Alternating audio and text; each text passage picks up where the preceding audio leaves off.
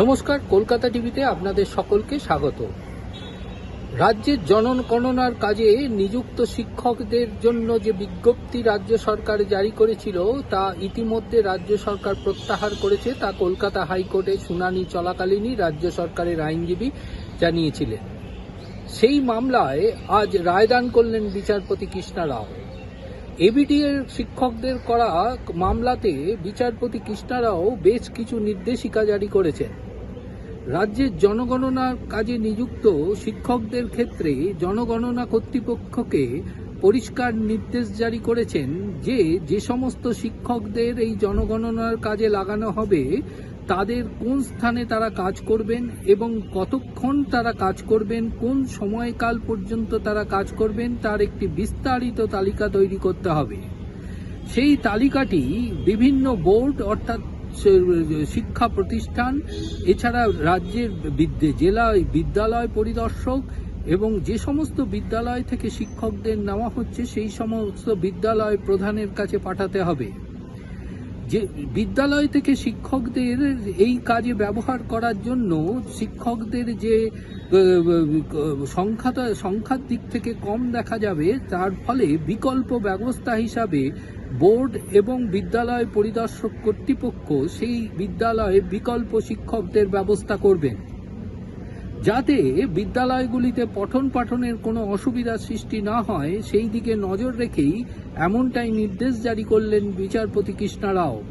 বিচারপতি কৃষ্ণা রাওয়ের তার নির্দেশিকায় আরও উল্লেখ করেছেন যে শিক্ষকদের জনগণনার কাজে যে সময়কাল অর্থাৎ যে সময় পর্যন্ত তারা কাজ করবেন সেই সময়টিকে তাদের কার্যকাল হিসাবে গণ্য করতে হবে।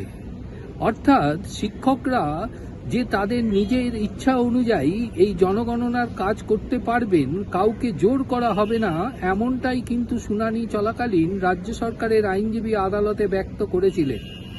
কিন্তু সেখানে বিচারপতির প্রশ্ন ছিল যে সমস্ত শিক্ষকরা কাজ করবেন তারা কতক্ষণ কাজ করবেন, ফলে সেই সমস্ত শিক্ষকরা তাদের বিদ্যালয় সময়কালের পরে তারা কাজ করবেন কিনা তার কোনো নির্দিষ্ট জবাব এই সেন্সাস কর্তৃপক্ষ দিতে পারেনি। তাই বিচারপতি নির্দিষ্ট করে দিলেন যে শিক্ষকদের সেই সময়কাল সেন্সাস কর্তৃপক্ষকে নির্ধারিত করতে হবে এবং কোন জায়গায় তারা কাজ করবেন। অনেক সময় দেখা যায় যে শিক্ষকদের বাসস্থান থেকে তাদের বিদ্যালয়ের দূরত্ব অনেক এবং সেন্সাস কর্তৃপক্ষ যেখানে তাদের কাজের জন্য নিযুক্ত করছেন তার দূরত্ব আবার বিদ্যালয় থেকে অনেক।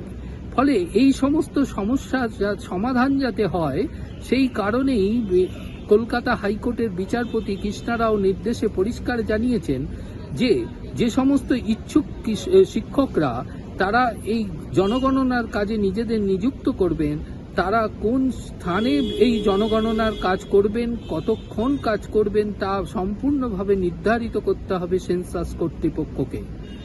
এবং বিদ্যালয়ের পঠন পাঠন যাতে বিঘ্নিত না হয় সেই কারণে বোর্ড এবং বিদ্যালয় পরিদর্শক, জেলা বিদ্যালয় পরিদর্শক সকলকে তা জানাতে হবে সেন্সাস কর্তৃপক্ষকে সেই তালিকা দিয়ে, যাতে ওই শিক্ষা প্রতিষ্ঠানে বিকল্প শিক্ষকের ব্যবস্থা করা যায় এবং শিক্ষকরা যাতে এই কাজের জন্য তাদের যে আর্থিকভাবে তারা যাতে ক্ষতিগ্রস্ত না হয় সেদিকেও কিন্তু নজর দিয়েছেন বিচারপতি কৃষ্ণা রাও। ফলে কলকাতা হাইকোর্টের এই রায়ের ফলে সেন্সাসের কাজে নিযুক্ত শিক্ষকদের যে সমস্যা ছিল তার জটিলতা অনেকটাই কাটল।